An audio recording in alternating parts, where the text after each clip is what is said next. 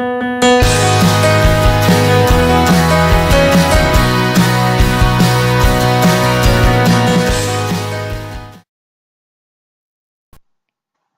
everyone, it's Essie here with another process video for Lottie Loves Paper using the beautiful Over the Rainbow kit, which was available at the end of 2017.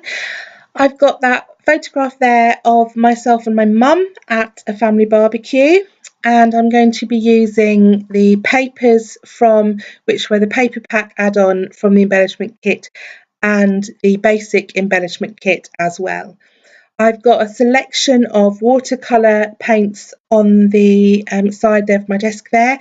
They're all sort of shimmery, pearly paints. I've got that set there, which is from Kuretake with the different golds in. I've got some twinkling H2Os, which I've had forever. I don't even think they're available anymore, but they're still one of my favourites. The bigger pot on the side there is a Shimmers Creamies, which are very similar. And I've also got a pearly palette down the bottom there as well, which were quite just a cheap set of watercolours, but they're really quite good. So I'm using a 12 by 12 sheet of watercolour cardstock, which is from Prima, and this is from my stash. And I'm using watercolour cardstock because I know that I want to use quite a bit of water on my background to blend and move around the colours of these paints, and so I needed watercolour cardstock so that the colours would blend, and B, so that the cardstock would take the amount of water that I am thinking I'll probably end up using. As you can see, I've started by spritzing water onto my background, and I'm just adding in the colour with my paintbrush. This gives a really similar effect to the packaging techniques, which I also use quite a lot, but it gives me much more control over where I put the colour, how the colour moves around, and how it blends, because I can be much more specific about where I add the colour and how I move it around when I'm using my paintbrush. So as you can see, just adding the colour in, tipping the page so that the water and the colour moves around and blends.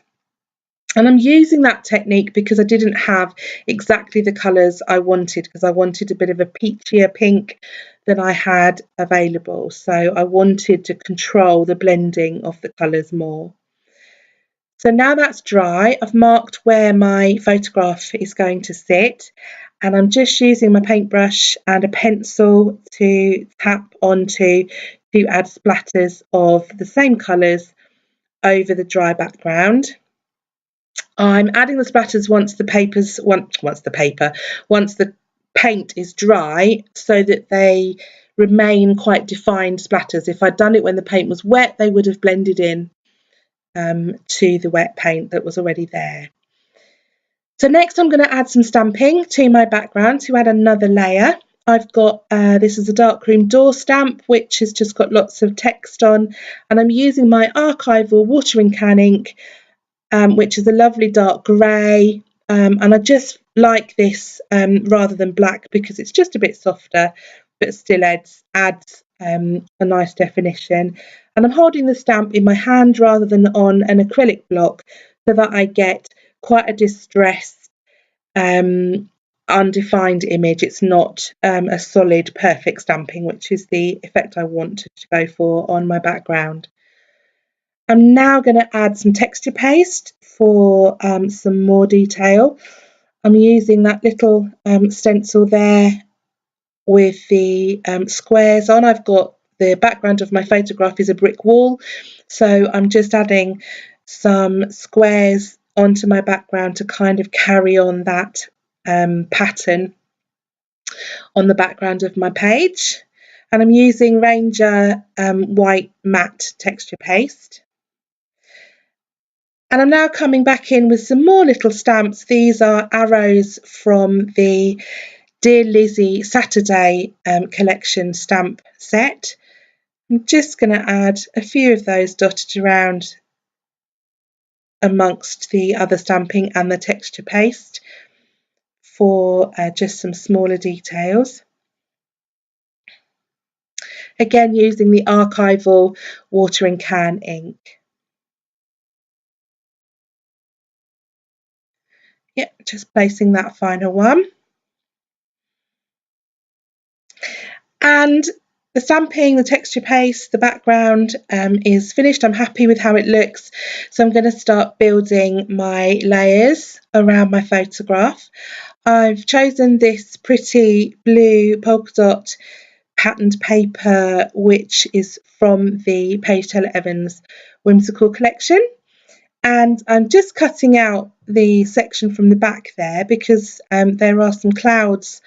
The other side of that paper is those pretty clouds, and there were sort of 3 clouds in that background that were complete, which I can fussy cut to use. So just being a bit frugal with my papers, sticking my photograph onto that layer and adding it to my page with some foam with double-sided tape on. And I've decided I want to add a tag. I'm quite into tags at the moment. I go through phases of liking different things, and kind of very into my tags at the moment. Just using a plain tag to draw around. I have got a set of tag dies, but just getting the old machine out and doing all of that for the shape of cutting one tag. So I've just hand drawn around it and just cutting it out.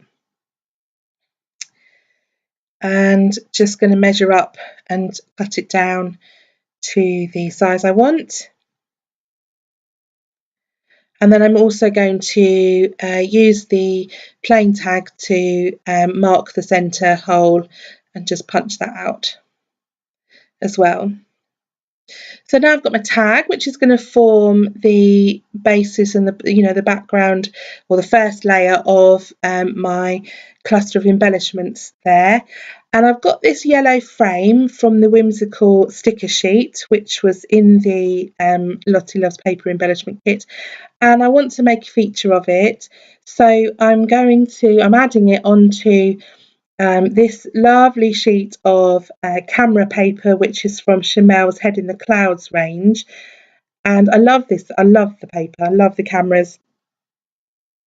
So I've just framed a piece of it, and I want to place my title across there as well. So I've gone for that Good Times sticker from the Whimsical sticker sheet.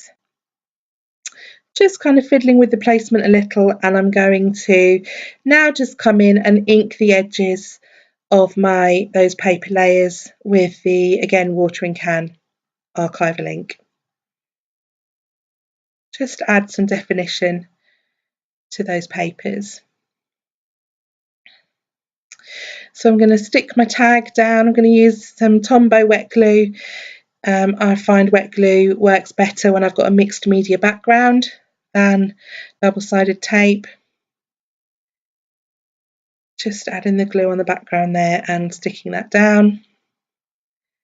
And I'm going to add my frame and my title sticker on top of that. I'm going to use some foam again to add to put my frame up, so there's a bit of dimension there. And that's kind of the basis of my first cluster. So now I want to add a frame. I've got this is one of the lovely papers from the 12 by 12 paper pack with the Over the Rainbow kit, and it's a Jen Hadfield along the way. So I'm just going to gut the centre of the paper, so obviously I can save that bit to use for another project. Just trimming where I didn't quite get down to the corners. Trim the manufacturer's strip, and I found years ago when I was card making, I found a really good tip for sticking down things and getting them placed. I've put double-sided tape around each edge, and I'm just lifting a first section of each strip and folding it over, and that kind of provides a bit of a cushion where that tape is folded over, and you can kind of lay it on without it sticking and then just position it and then take the rest of the strips, the backing strip, away. And it's really helpful way of getting the positioning right. I'm going back to the whimsical sticker sheet now to continue building up my clusters. I've added those flowers and a word strip and a washi tape sticker in the top left. Moving bits around, popping that wooden button up in the left-hand corner, and those buttons are from Jen Hadfield as well, which were also in the kit. I've added some flowers above the yellow frame as well, and the whole time I'm doing these clusters, I'm really conscious of the fact that I want to add something to the top cluster on the left-hand side. It takes me ages to find the right thing, so while I'm thinking about it, I'm just coming in with some smaller elements for the clusters. I wouldn't normally do the smaller bits until I'd finished the layering with stickers and ephemera and stuff, but because I'm struggling to find the right bits, I'm just sort of adding those other enamel shapes in, which are also from the Whimsical collection. So as you can see, fiddling about with that little bit of scrap paper that I had from my tag to see if that works, which it doesn't. So again, I leave it and fussy cut a couple of the clouds from that scrap I trimmed out earlier. Just going to pop those above my photograph. And I actually end up finding a couple of stickers from last month's kit. So the October 2017 Lottie Loves Paper kit had a sticker sheet in from Heidi Swap, Emerson Lane, and I've still got it. It's still out on my desk because I'm still finishing off using that as well.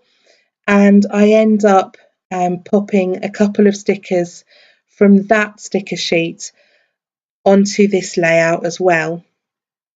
These are the whimsical puffy stickers. They weren't in the embellishment kit, but I purchased them from the Lottie Loves Paper shop to tie in with the papers and the other stickers that were in the kit. So there you can see that round yellow sticker and the pink word sticker I've added from the Heidi Swap sticker sheet. I'm just adding some of the little enamel dots that are on the Jen Hadfield stickers there to finish off. And that will be my layout finished. Thank you so much for watching. Hope to see you here again soon. Bye for now.